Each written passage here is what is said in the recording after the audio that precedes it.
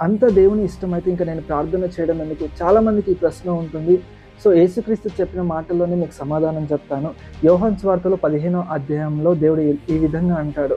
మీకేది ఇష్టమో అది అడుగుడి, మీకు అనుగ్రహించబడును అని దేవుని వాక్యం సెలవిస్తుంది.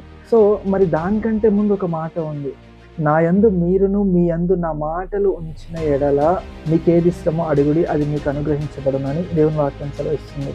ఎందుకు ఆ విధంగా చెప్పాడో, ఇదొక్కటి చెప్తే చాలు కదా! ఎందుకు అనంటే, ప్రభా నాకు ఆ అమ్మాయి కావాలి, ప్రభా నాకు ఈ అబ్బాయి కావాలి, ప్రభా ఫస్ట్ డే ఫస్ట్ షో టికెట్లు కావాలి. మన ప్రార్థన అవసరతలు ఇలా ఉంటాయి కాబట్టి, మనం ఏది కోరుకోవాలో మనకు సరిగ్గా అవగాహన ఉండదు కాబట్టి, ఎవరైతే వాక్యాన్ని చదివి వాక్యంలో నిలుచున్న వారు ఉంటారో వారికి అవగాహన ఉంటుంది. ఏది కోరుకోవాలి, ఏది కోరుకుంటే నాకు మంచిది, ఏది కోరుకుంటే నాకు క్షేమము, యోగ్యకరం అనేది వారికి అవగాహన ఉంటుంది కాబట్టి, వాక్యములో నిలిచి ఉంటారో వారు ఏది అడిగినా దేవుడు ఇస్తారని దేవుని వాక్యం సెలవిస్తుంది.